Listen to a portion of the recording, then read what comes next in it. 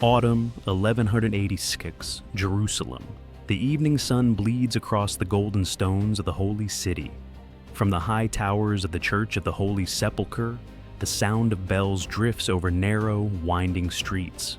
Below, Crusader knights patrol in armor that gleams red in the dying light, their boots striking the same stones once walked by prophets and kings. To the west, banners flutter from the citadel, a crimson cross on a white field. For nearly a century, these walls have stood as the proud symbol of Christendom's triumph in the east. Inside, men dine in candlelit halls, their laughter echoing against marble. They speak not of vigilance, but of destiny, certain that Jerusalem, the jewel of God's kingdom on earth, can never fall. But far beyond those walls, across deserts and mountains, a storm is forming. In the plains of Syria, beneath a sky heavy with dust, riders move like shadows, scouts of a growing power.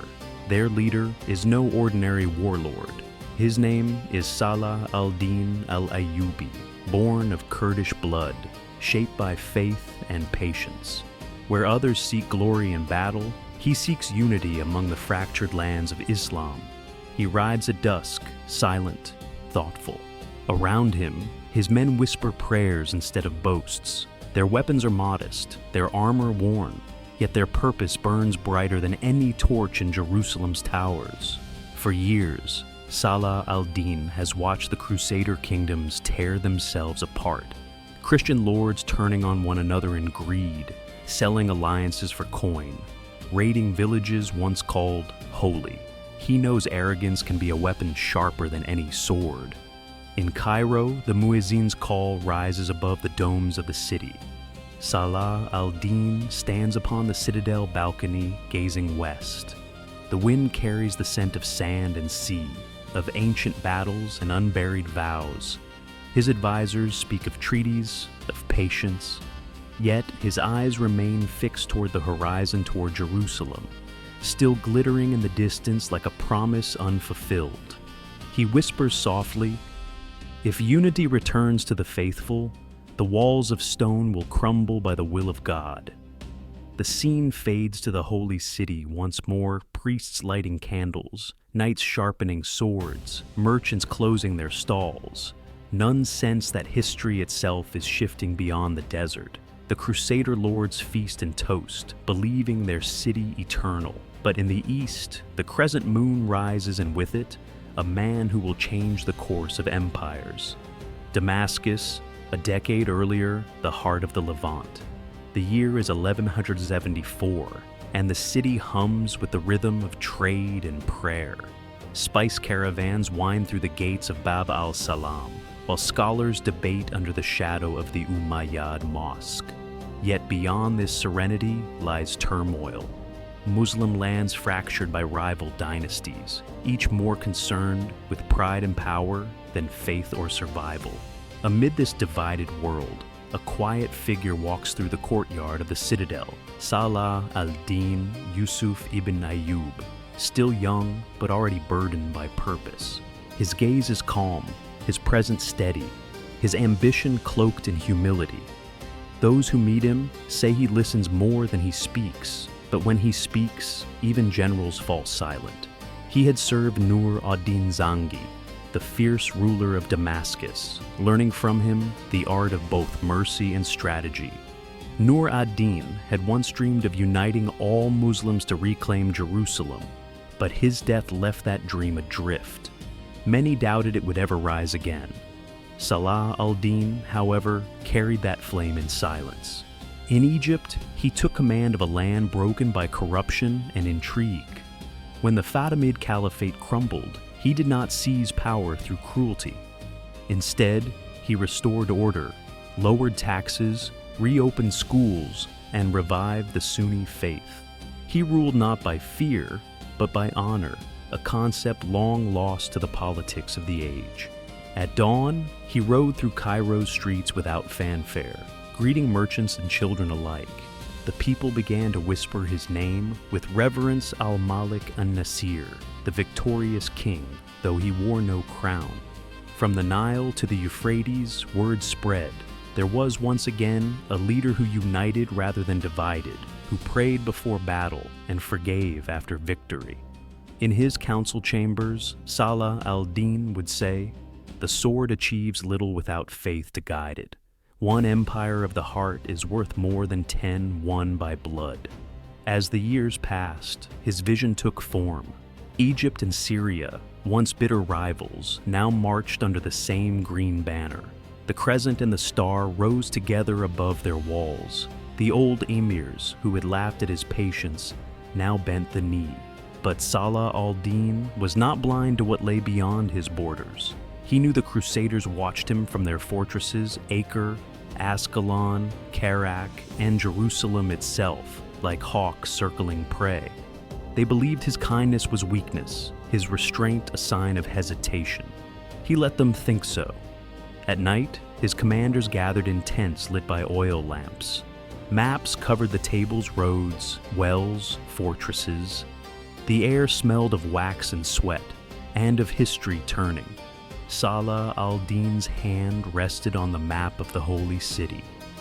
"When the time comes," he said quietly, "we will not take Jerusalem with rage. We will take it with justice so that even our enemies must call it divine." Outside, the desert wind carried his words eastward toward a city that still believed itself untouchable. Soon, the Lion of the East would roar. Spring 1187. The plains of Syria tremble beneath the hooves of gathering armies. From Damascus to Cairo, the call has gone out. The banners of Salah al-Din rise once more. Green silk and gold thread ripple in the wind as men answer the summons of jihad, not of conquest, but of deliverance. Messengers race across deserts, carrying a single command sealed with the lion's emblem. The truce is broken. The time of patience is over. The spark that ignited this war came not from Salah al-Din, but from Reynald of Chatillon, the reckless crusader lord of Kerak. Against all oaths, Reynald had attacked a caravan of Muslim pilgrims traveling to Mecca, merchants, women, and children, slaughtered or enslaved under the desert sun. To the Muslims of the region, it was more than a crime. It was blasphemy. Salah al-Din's response was measured yet merciless. He gathered his council beneath the vaulted halls of Damascus citadel, the air thick with incense and purpose. Around him stood men of every tribe and city, Egyptians, Syrians, Kurds, and Arabs, united under one banner for the first time in generations. He spoke softly, but every word carried like thunder. Jerusalem will not be taken by hatred, but it will be cleansed of arrogance. Those who break faith will face judgment not by me, but by the will of God. As the weeks passed, armies flowed across the landscape like rivers of steel. Tens of thousands marched under the crescent cavalry, shimmering in lamellar armor, archers from Aleppo, Mamluks from Cairo, and tribal horsemen from the deserts of Arabia. Blacksmiths worked without rest. The sound of hammers echoed like war drums. In the campfires at night, men prayed side by side, their faces glowing in firelight. Some were old veterans of the frontier wars, others were boys barely 16, their eyes burning with conviction. The desert wind carried the chant of unity, Allahu Akbar, rolling across dunes like thunder over the earth. Meanwhile, in Jerusalem, word of the coming storm reached the Crusader court. Panic spread like plague. King Guy of Lusignan struggled to rally his divided lords. The knights of the temple and the hospital argued over pride and strategy. Some demanded a swift attack. Others warned that to meet Salah al-Din on open ground was suicide. But arrogance prevailed. In the council hall, one knight slammed his fist against the table and shouted, "Let him come! The cross has never fallen before, and it will not fall now." Outside, priests carried relics through the streets, urging the people to pray for victory. Bells rang, swords gleamed, and beneath it all, the wind whispered a truth no man wished to hear, that the desert itself would choose the victor. By June 1187, Salah al-Din's army crossed the Jordan River. The land was dry, the air shimmering with heat. His scouts move swiftly, cutting off Crusader supply lines, poisoning wells, and driving them toward the arid hills of Hattin. It was not brute strength that guided him, but patience, a general who fought with time itself as his ally. One night, standing before his tent, Salah al-Din looked toward the faint glow of Crusader fires in the distance. His son, al-Afdal, approached and asked, "Father, why do you not attack now, while they are weak?" He replied quietly, "Because thirst is sharper than the sword, my son. Let the desert fight for us first." As dawn broke, a red haze swallowed the horizon. The stage was set for a battle that would decide the fate of empires and the soul of Jerusalem. July 4th, 1187. The horns of Hattin, near Lake Tiberias. The sun rises like a blade over the Galilean hills. Heat ripples across the plain, shimmering over broken spears and dry grass. The Crusader army, once the pride of Jerusalem, now marches beneath that merciless fire, burdened by thirst, exhaustion, and disbelief. The ground itself seems cursed. The wells have been poisoned or sealed by Salah al-Din's scouts. Smoke from burning brush fills the air, choking men and horses alike.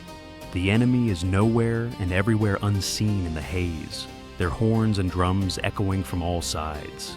King Guy of Lusignan rides at the center, his armor blackened by dust, his banner drooping in the heat. Around him, the Knights Templar and Hospitallers struggle to hold formation, their mounts foaming at the mouth. Each step forward feels heavier than the last. Then, from the ridges, the first wave strikes. A swarm of Turkish and Kurdish horse archers descends like a storm. Arrows whistle through the smoke, finding joints in the Crusaders' armor. The knights raise their shields, scuda, catching shafts like rain, but the barrage does not end. When one wave retreats, another charges. The desert becomes a furnace of screams and steel. Salah al-Din commands from a hill overlooking the chaos, his tent marked by a white crescent on green. He does not shout. His officers already know the rhythm of his silence: advance, encircle, starve. When his son al-Afdal exclaims that the Franks seem near defeat, Salah al-Din only murmurs, "Do not say victory until the enemy breaks." Below, the Crusaders attempt to form a wedge and charge, desperate to reach the waters of Tiberias. The ground trembles under the weight of their horses. For a moment, the desert roars with their fury, but it is a futile surge. Salah al-Din's infantry parts, only to close around them like a noose. The true cross, carried into battle by the Bishop of Acre, rises above the Crusader lines, once a symbol of divine invincibility. Now, surrounded by fire and ash, it becomes a beacon of desperation. Muslim archers aim for it, and soon the bearer falls. The sacred relic crashes to the earth, splintering amid blood and dust. It is the moment when faith itself seems to collapse. By midday, the Crusaders are surrounded on the twin hills known as the Horns of Hattin. The smoke from Salah al-Din's burning grass chokes their lungs, blotting out the sun. Their banners burn, their water skins are empty. Horses collapse, men stagger. Salah al-Din's drummers beat in perfect rhythm, slow, steady, inevitable. The final assault begins. Archers loosen volleys, infantry closes in, and the cavalry sweeps from the flanks. King Guy's formation disintegrates. The Templars fight to the last, their white mantles stained red. Some kneel, praying. Others charge into death with the fury of the damned. When the dust settles, the hill is carpeted with armor, corpses, and broken faith. As evening falls, the captured kings are brought before Salah al-Din's tent. Guy of Lusignan bows his head. Beside him, Renaud of Châtillon, the man who desecrated the pilgrim caravan, stares defiantly. Salah al-Din offers the king water, a gesture of mercy. Guy drinks, then passes the cup to Renaud. Salah al-Din's expression hardens. "You did not ask my permission to share," he says quietly, drawing his sword. With one stroke, he fulfills Justice Reynald's arrogance ends in the dust. The rest of the prisoners are spared. Outside, the muezzin's call rises over the battlefield. Thousands of soldiers kneel in the fading light, their silhouettes dark against the fire-swept hills. The crescent banners flutter above the plain where the cross once stood. The desert wind carries the scent of victory and the beginning of a reckoning. Late September, 1187 Jerusalem. The holy city stands trembling under a sky of dust and gold. From the Mount of Olives, Salah al-Din gazes upon its ancient walls, the same stones that once echoed with the footsteps of prophets and conquerors alike. Below him, his vast army stretches across the horizon, banners rippling in the dry wind, siege towers creaking into place, the faint murmur of thousands at prayer. Inside the walls, fear rules where pride once lived. The defeat at Hattin has shattered the Crusader world. Balian of Ibelin, one of the last knights to survive, now commands the city's desperate defense. He walks along the battlements, past women clutching children, priests singing hymns, and blacksmiths hammering nails into makeshift spears. Each clang is an echo of doom. They know the armies outside are too many, the water too scarce, and the will too fragile. Yet, within the narrow alleys, the people cling to faith, believing that perhaps the same God who gave them victory a century ago will not abandon them now. But this time, destiny belongs to another. At dawn, the siege begins. Salah al-Din's catapults thunder across the valley, stones smashing into the ramparts. The sound rolls like distant thunder, shaking the earth. Arrows darken the sky, finding cracks between shields and stones. For days, the assault continues a symphony of fire, dust, and prayer. Yet, Salah al-Din forbids wanton destruction. He walks among his men, calm amid the chaos, reminding them that they fight for a holy purpose, not vengeance. "Do not burn what God has made sacred," he commands. "Let no blood stain what should be redeemed." The defenders, exhausted and wounded, watch in silence as siege towers close the distance. On the sixth day, one section of the wall crumbles beneath relentless fire. Balian knows the end has come. That night, under the pale light of the moon, he sends word to Salah al-Din requesting terms of surrender. In the tent of the Sultan, the air is heavy with silence. Advisors urge vengeance, recalling the massacres of 1099 when Crusaders butchered every Muslim and Jew they found. But Salah al-Din listens quietly, his hands clasped before him. When he finally speaks, his words cut through the clamor like steel. "We will not answer cruelty with cruelty. Jerusalem was taken in blood. It shall be returned in mercy." He offers safe passage to all who can pay ransom. Churches will stand unharmed. Priests may keep their relics. No house of prayer shall be desecrated. Even the poor, those with nothing to offer, will be spared through the payment of others' gold. His commanders bow their heads. Even the chroniclers of his enemies would later write, "There was never a conqueror so noble." On October 2nd, 1187, the gates of Jerusalem open.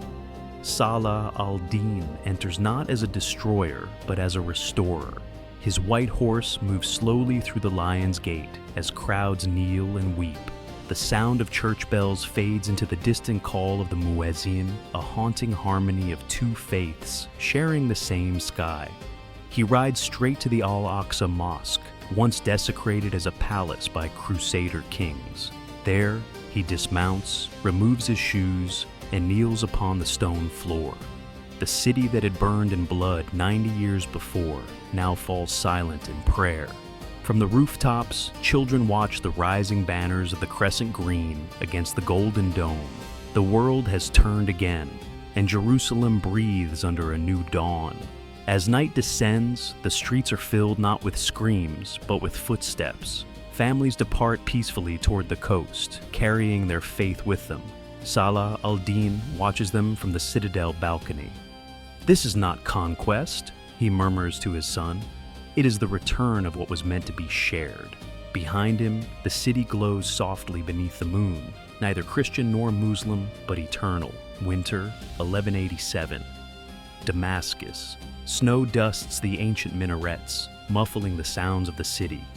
In the great audience hall of the citadel, envoys from across the Muslim world arrive to pay homage. From Egypt, from Mosul, from the deserts of Arabia, they come to bow before the man who restored Jerusalem without slaughter. Salah al-Din sits upon no golden throne. He wears no jeweled crown, only a simple robe and a face lined with both fatigue and serenity. When his advisors offer to mint coins bearing his image, he declines. Glory belongs to God alone, he says quietly. Outside, the city bursts with celebration. Lanterns flicker through the streets. Poets recite verses of triumph. But in Salah al-Din's eyes, there is no pride, only reflection.